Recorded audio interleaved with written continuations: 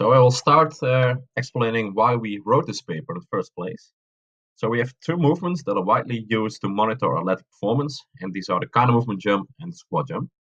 And countermovement jump performance is almost always better than squat jump performance. And the difference in performance is thought to reflect an effective utilization of the so-called stretch-shortening cycle. However, the mechanisms that are responsible for the performance-enhancing effect of the stretch-shortening cycle are frequently undefined. However, understanding which mechanisms explain this difference is essential to make an inference regarding the difference between the jumps. For example, if the storage and utilization of elastic energy is primarily responsible for the difference, then a larger difference between the jumps is beneficial, as this reflects a greater capability to store and use elastic energy. On the other hand, if the uptake of, for example, muscle slack is primarily responsible for the difference, a larger difference is not preferred, as this may reflect more muscle slack. So therefore, we decided to review the potential mechanisms that explain the better performance in a countermovement jump as compared to a squat jump. So we'll scroll down to the first section, which we have here. So before we review the mechanisms, it is important to take note of the muscle-tendon unit interaction to better understand the mechanisms that explain the difference. The most important take-home message from this section is that the muscle fascicles do not necessarily lengthen during the downward movement of the countermovement jump. And if they lengthen, it is usually passive lengthening. So there is not necessarily an eccentric muscle action during the downward phase of the countermovement jump. So it's important to keep this in mind for the rest of the paper. Then we go to the first mechanism, which is residual force enhancement, which refers to a higher force production after an activated muscle is lengthened.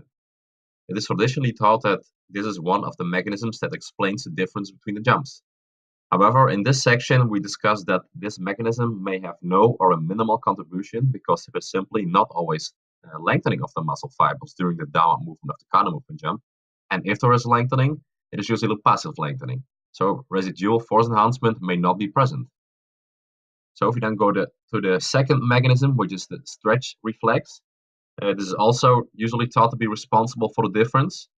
And the stretch reflex simply actually refers to an increased muscle activation of force production during the upward phase of the countermovement jump as a result of muscle fiber lengthening during the downward movement in the countermovement jump. However, also here the reflex may not be evoked because there is not always lengthening of the muscle fibers, and if they lengthen, they may not lengthen fast enough to evoke the stretch reflex.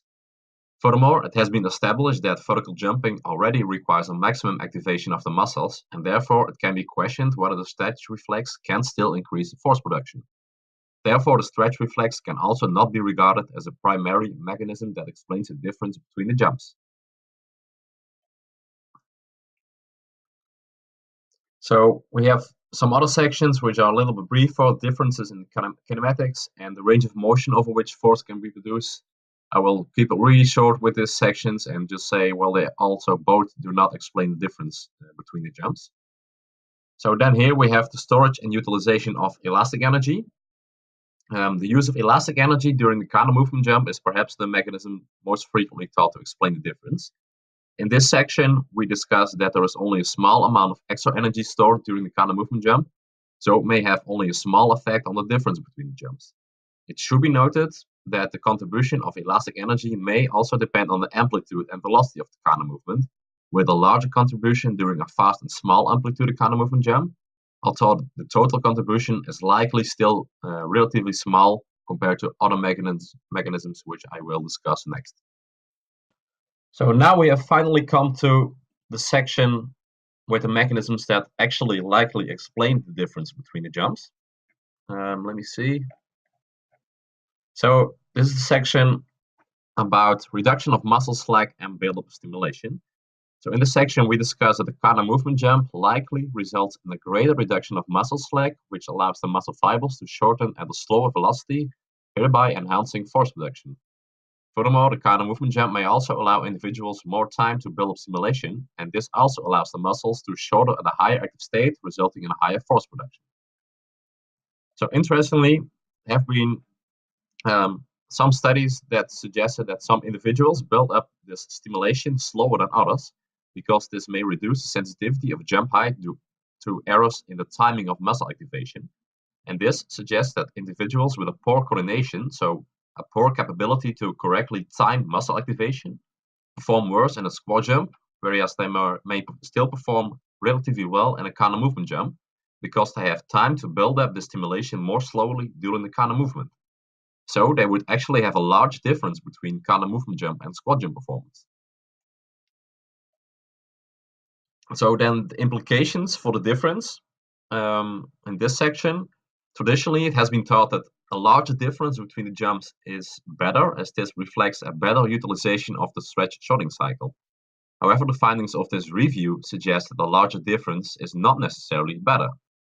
Although a larger difference may reflect utilization of elastic energy in a fast and small amplitude countermovement jump in individuals who have not much muscle slack and can quickly build up muscle stimulation, a large difference may also reflect a poor capability to reduce the degree of muscle slack and quickly build up stimulation in a squat jump. So then we skip this section and we go to implications for training. So the take-home message from this paper is that the larger difference between squat jump and countermovement jump performance is not necessarily better, and a larger difference could actually also reflect a poor coordination.